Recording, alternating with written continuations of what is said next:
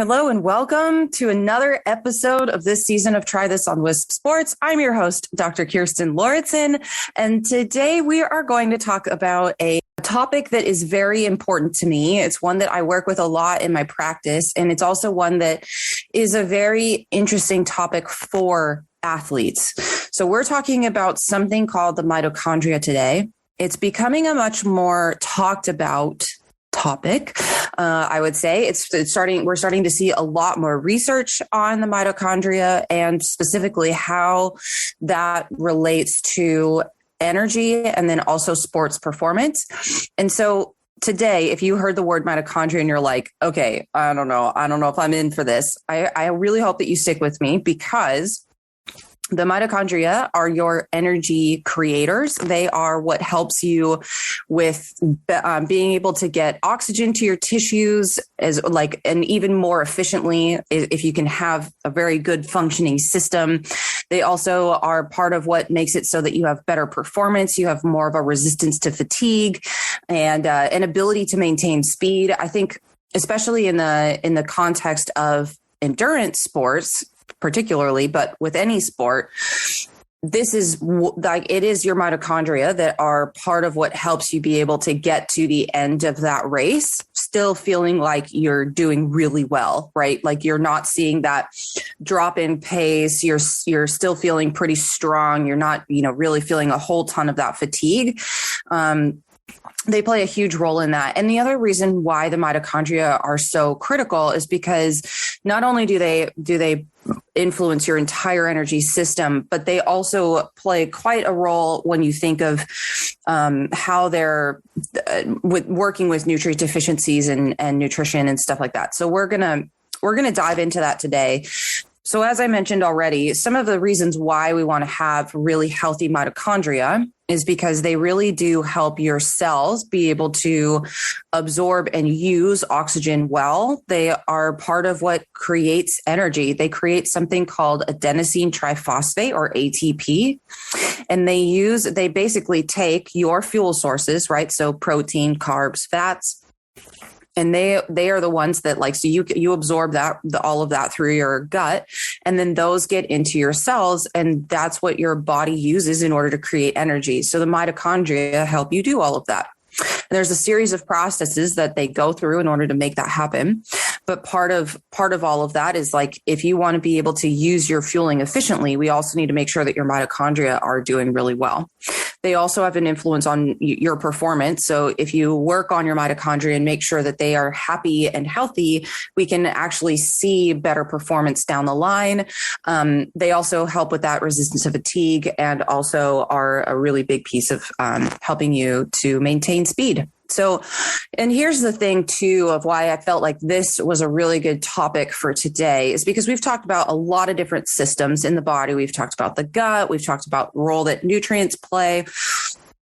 We've talked about a lot of different things on this podcast, but the mitochondria, and I know that I've referenced the mitochondria in the past, but this I felt like was a really good episode to do because it's part of what makes an athlete an athlete.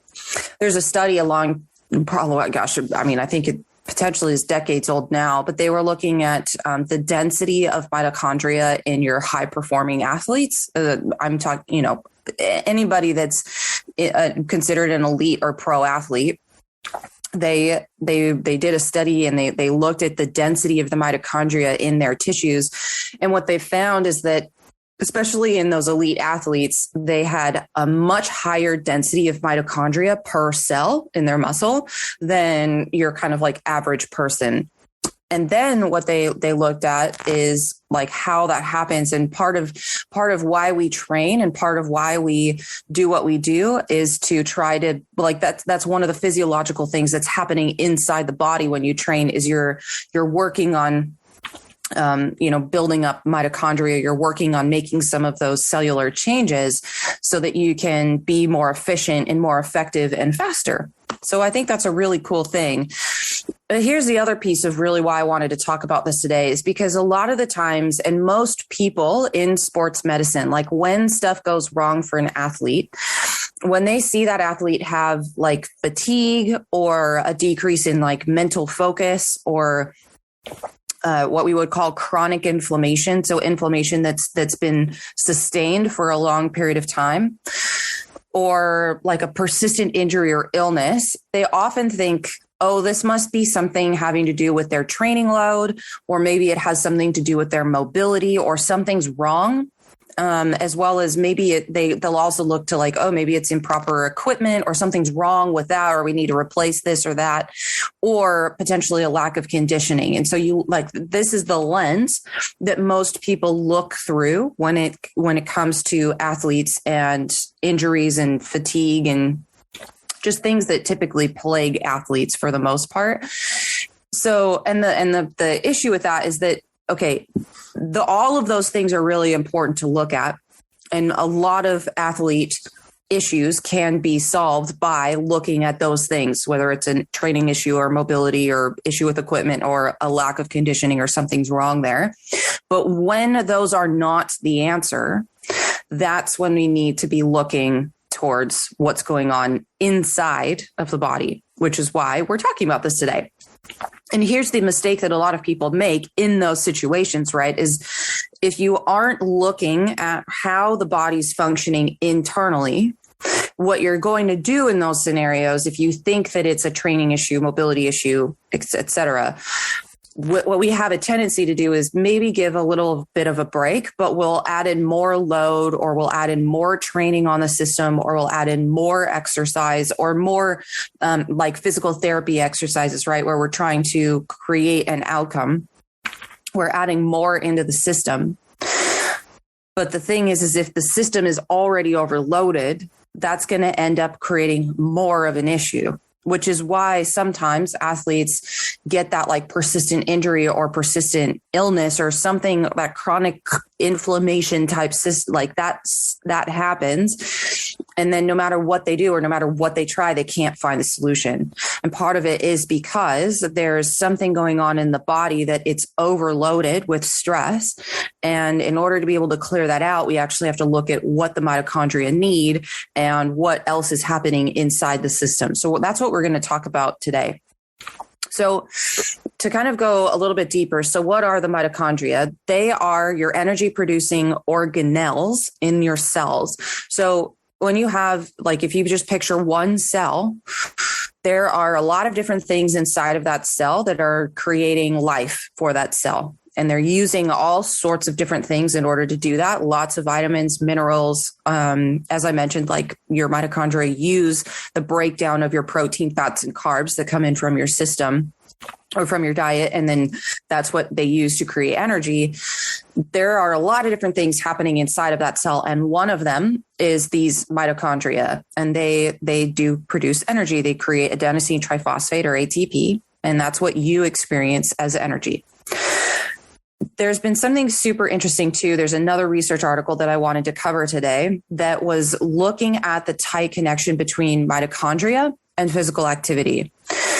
And it's interesting because basically what they were looking at is how the mitochondria function, and they are really important in very high demanding activities like endurance sports. So, and the other thing that's really critical to also keep in mind about the mitochondria is that you can create new mitochondria. So you can go through agenesis, or basically what you're doing is you're creating new mitochondria, and you can kill off your old ones and bring on new ones. It takes like 6 months to do it, but you can, especially if you have symptoms of like the mitochondria are not doing well, you can go through a process of regenerating your mitochondria, which I think is a really, really interesting and a very cool thing that people don't generally talk about a whole lot. But your mitochondria also play a role with your metabolism. They also play a role in cell death as well as inflammation. So your mitochondria are really crucial for you being able to adapt to exercise. So, and keeping that in mind, it really is important to like remember that when we're looking at an athlete that is dealing with something like fatigue or chronic pain or chronic inflammation or chronic injuries or illnesses. The other thing that's also really important to keep in mind as well in this scenario is that your mitochondria influence basically how your body has like its exercise capacity, right? So, and part of this has to do with how you use oxygen, how you regulate glucose and use sugar as an energy source, and then also what your body's resistance is to stress. One of the things that's really critical to talk about when we're talking about the mitochondria, and I know that there's a lot of words here, big words here, but part of what we want to just think about is when I'm talking about stress or load on the system, one of the things we're talking about is reactive oxygen species or oxidative stress. It's whenever you get exposed to any sort of like pathogen, any sort of pollution, toxin, anything like that, what's happening inside your body is you're getting exposed to these things called reactive oxygen species. What your body is supposed to be able to do is turn those reactive oxygen species into something that's less toxic by using antioxidants, right? Do you get it now? So antioxidants are basically trying to reduce the toxicity of reactive oxygen species. And that's why getting a lot of different types of colorful foods like fruits and vegetables and getting antioxidants from those foods is really critical because it helps to neutralize these reactive oxygen species in the body. Now, what's really interesting about training and about exercise is that we can increase inflammation and we can increase stress on the system, which can then add to that oxidative stress or that load on a person and on an athlete. And part of what can impact this as well is that acute and intense exercise can really have an impact on how your mitochondria function. And they also respond to things like pathogens and stress and traumas. So here's a really good example of somebody that I worked with in my office. So we were, she wasn't making really any progress as far as like seeing any benefits from her performance side of things. Like she trains a lot, in perspective, I think, of somebody who has kids and also works and has a full-time job and all of that. And she just wasn't seeing any progress as far as like getting faster, getting stronger. She also was struggling to lose weight. And I think that was one thing that was also kind of important to her, is that she just didn't feel like she looked like somebody that trained as much as she did, which I can totally relate to and totally understand. And one of the things that we found when we looked at this on a lab is that her oxidative stress and inflammation was really high. And this is a very important piece to think about, because as we're going to talk about here in this next section of this episode, is that endurance sports, if they are not balanced out well with diet and nutrition and antioxidants coming in through food, there is a certain point where the body will reach its capacity of oxidative stress. And then that's when you'll see that fatigue come into play, or that just like major decline in performance, or a plateau and then a decline. There is a process that happens in how your body adapts to exercise, where it will adapt and adapt and adapt, and then it will plateau because the oxidative stress and the inflammation, your body isn't able to mop that up anymore. So this is a really critical piece of how we work with athletes and make sure that you are able to get to race day feeling really healthy and strong and fit versus feeling fit and fatigued. So in this research study, what they were doing is they were looking at a comparison of the mitochondria between American football players and endurance athletes. And there were a couple of things that they found. I'm going to kind of summarize this because there were a couple of things that we just don't really need to talk about today, but there were a few things that they found based on the trauma and stress. So more physical trauma from American football, and then more training load and training stress from endurance athletes that had a very similar outcome on the body, and they were all influenced by the mitochondria. So one of the things that they found was that in American football players, they found that there was an increase in blood pressure and hypertension because during their football games, they are very prone to that trauma, right? That musculoskeletal trauma, which is, I mean, it's a contact sport, right? Like, I don't know if I need to explain that too much, but everybody knows that there's a lot of contact in football, and it was leading to a activation of certain things in the mitochondria, which then translated into issues with what we call the endothelial lining, which are part of what makes your arteries and veins. It's like it's the skin or the tube that makes your arteries and veins. What they were finding is that because of this increase in blood pressure, it was causing issues with the cardiovascular system and increasing something called hypertension. Hypertension, as some of you may know, is where the cardiovascular system, arteries and veins can start to calcify and harden, because blood pressure has increased so much that they should be very elastic, but the arteries are experiencing, a lot of pressure going through, and so then they start to calcify, which is a very interesting process. And what's interesting is that they were finding that there was a role that the mitochondria played in that process. On the flip side, one of the things that they were also finding for COVID, and the reason why it was being so difficult for some people, is that, especially with their cardiovascular system, is that COVID has something to do with how your mitochondria function. And one of the things that they found was that it was getting into the mitochondria in that endothelial lining, like I was talking about, in the cardiovascular system.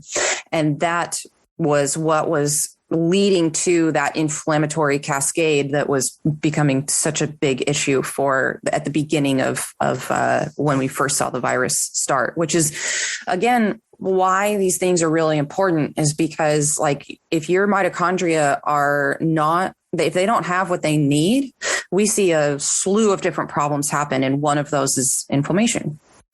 So how this relates, not trying to get down too much of a rabbit hole there, is that when they were looking at this and what was happening from the trauma side of football players, they then were looking at what was happening for endurance athletes. And here's another thing that's really interesting. So I've looked at several different micronutrient panels, so vitamins, minerals, from football players and endurance sports athletes, and they almost look the same, because they're very different sports, but they have so many requirements as far as like nutrition goes. And endurance sports are almost as inflammatory as playing football, in a sense, which I thought was it's a very interesting thing to be able to, and it's different. I've seen labs from many other players, different types of athletes as well, but there's something very interesting about looking at, pro football players and endurance athletes. And part of it is because endurance sports are it's a very high inflammatory endeavor. But the reason I say it, though, and the reason why this is so important to talk about, is because there's so many things that you can be doing to combat that, but we're not talking about it. So that's why we're talking about it today. The other thing that is really interesting as well is that skeletal muscle damage, whether that's coming from a very intense training session or a very long endurance training session, or whether that's coming from trauma from like a contact sport or football, is that it depends a lot on metabolic and other types of factors going on inside the cell that are really caused by that intense and strenuous exercise. So one of the things that they found is that prolonged exertion from ultra endurance events and marathon running and triathlons and those endurance sports has been basically linked with that same cardiovascular alteration, that same hypertension process that they were seeing in the trauma from contact sports. So I mention it because the other thing that they also found as well is that, and one of the things I think that's really critical when you look at mitochondria, is that in your muscles, you have a lot of mitochondria there. You also have a ton of them in your liver and in your heart. So you're generally speaking not going to see, especially if an athlete is dealing with a mitochondrial issue, you're not going to necessarily see that show up as like a dysfunction in the muscle or the heart or the liver. What you're going to see is you're going to see something going on with the nervous system. And so that could look like migraines, that could look like ocular issues. So it changes within the eye, and anything that's kind of going on with the brain or the nervous system. That's huge headaches, stuff like that. And that fatigue that you feel, that overall like body, just like energy drain, brain fog, anything that's kind of going on with the nervous system. You want to look at the mitochondria first, because there's not that many mitochondria per cell in the nervous system. So if there is an issue there with the mitochondria, it's likely you're going to see it in the nervous system. So brain, nerves, things like that. So we're going to talk about what you can do to keep your mitochondria happy right after this short break.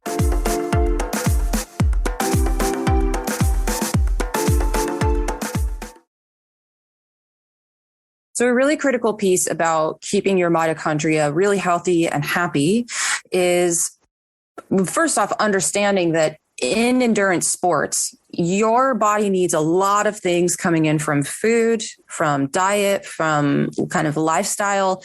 You need to be managing, making sure that you're getting in enough food. But then also on top of that, we need to make sure that your recovery practices are on point as well. And we're doing things to help mitigate some of that oxidative stress or that load on your system.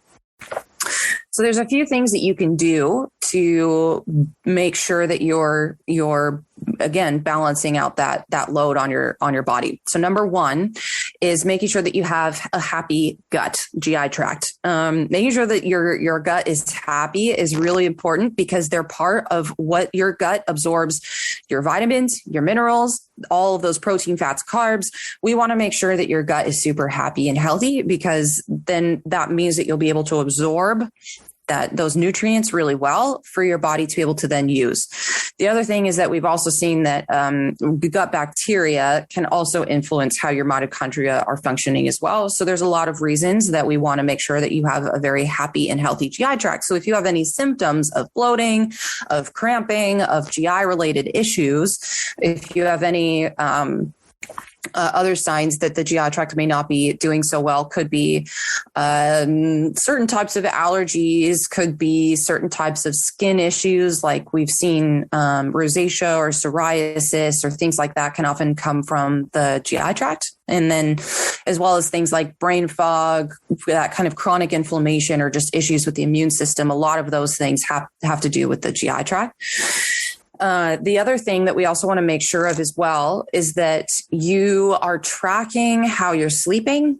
You want to make sure that you're also looking at things like your resting heart rate and heart rate variability and tracking those, because those are very critical in showing you if your body is getting to that point where things are starting to like your performance is starting to stagnate. Maybe you are getting a little bit on that side of like starting to notice some fatigue. Things are just kind of things are not right. Like 1 week, things are going really, really, really well. And then the next week, things are really off. That can be just a sign that your body has sort of gone a little too far. And we're not able to mop up that inflammation anymore. We're not able to counteract that load, that stress on the system with what's coming in from our food and from our diet. And your heart rate variability and changes in that and your resting heart rate are one of the ways that you can see that coming and do something about it before it becomes a larger problem. The other thing that you can do as well is we also want to make sure that you have enough vitamins and minerals coming in from food to lower oxidative stress and inflammation, as well to support the mitochondria. We can get a large portion of these from supplements as well. I think one of the things that's really critical, though, to mention is that you can over supplement and you can decrease your ability to adapt to exercise and from all the training that you're doing if you're getting those in through like supplements. So here's two things to just keep in mind. Number one is a multivitamin is all your body really needs to fill in some of those gaps and keep your mitochondria healthy. But we want to use those in the parts of the year where we're not trying to get major adaptations to exercise. So here's maybe a good way to think about that. Let's say for the triathlon year, your training season is from like January to April or May, because that's when your competition season starts, is around April, May. You're doing the majority of your training and the majority of your work January to April or May, right? We're trying to get as strong as we can, as fast as we can. We're trying to build that base and build on that base in that time frame. And then the rest of the year is just kind of making sure that we're not, or the rest of that competition season is making sure that we're not losing any of that necessarily, right? So around probably your race season, whether that's April, May, June-ish, that's probably when you can start incorporating that multivitamin in again. But in that training season, we don't want to be taking any sort of supplemental vitamin or mineral. And that is because there's several studies, many of them, that have looked at a lot of the different types of antioxidants and vitamin C, vitamin E, all of those things. They've found that they will reduce or hinder your adaptation to exercise. So getting stronger, getting faster, they delay that, which is why we want to be very careful about what we do when we do it and what we take. So the final note on that is that you can take a multivitamin during that competition season as well as post-season and off-season to keep your mitochondria healthy, fill in some of those gaps that may have been caused, along the way. But in that in training season, we really want to focus on making sure we're getting everything that we need through food as much as you possibly can. So what does that mean? That means making sure that you're eating the rainbow of different types of vegetables and fruits, as well as getting some really, really good quality protein. The mitochondria love protein, so that's a really important piece. And then it can be just making sure that you have enough magnesium, making sure you have enough CoQ10. Those two are really critical for your mitochondria to be able to go through all of the different steps and use your protein, carbs, and fats efficiently and turn them into energy. So sometimes what that might look like is, instead of necessarily doing like a supplemental powder magnesium, one of the things you can do is put like a magnesium gel on the skin, and it bypasses the absorption in the gut and can be a very efficient and effective way, as well as, and we absorb it really quickly through the skin. Another thing you can do too is Epsom salt baths, and those can boost your magnesium as well. There's lots of different things there, but that you can do as far as like magnesium, as well as lots and lots and lots of different types of foods have magnesium in as well. But if you're having issues with being able to bring enough of it in via the gut, you can bypass that by getting it through the skin. So those are just a couple of things that you can do to support your mitochondria, but a lot of it really comes down to making sure that you're eating enough food, you're eating enough variety of different types of foods, and also making sure that your GI tract is really happy and healthy so that you can be able to absorb those as best as you possibly can. The last thing that you can do as well is you can actually test for this. I think what I'll do for this episode is I will post a video on some of my social media channels of what that looks like, what your mitochondria, how we can test your mitochondria. So you can look out for that. But one of the things that you can do is you can look at step by step how the mitochondria generate energy and go through that process of making ATP. And we can make sure that your body actually has all of the different types of vitamins and minerals to go through every single step of that. And the piece where this becomes so important is if somebody's having issues, right, with fatigue, with, chronic inflammation, or just things that are affecting their overall performance. We can test for all of this and see, how your body's actually doing, and is it being able to efficiently use your your fuel sources and is it able to actually generate ATP efficiently? And that's what's really important. So I hope that you found this episode helpful. I think it's just a very different way to look at things that typically can be problematic for athletes, but we only have a tendency really to look at it through one lens. And I hope that this has sort of opened up some other options to either treat athletes if you're somebody that works with them, or it's just another way for you to keep in the back of your mind in case something pops up and you're not being able to find answers via the normal ways, like going to your PT or talking with your coach or, whatever it is. There may be something else going on that may be going on internally that is not as easy to see. So that's our episode for now. Thank you so much for listening, and make sure to follow Wisp Sports on all social media channels. And it would be great if you would share this with anyone you think may love it. You can also follow me at Dr. Kirstin on Facebook and Instagram, and also at drkirstin.com. If you'd like to reach us with any comments or questions about the episode, you can by emailing us at info@wispsports.com. And you can always leave a direct message with us over on social media as well. Thank you so much for listening, and I will be back next week. Take care.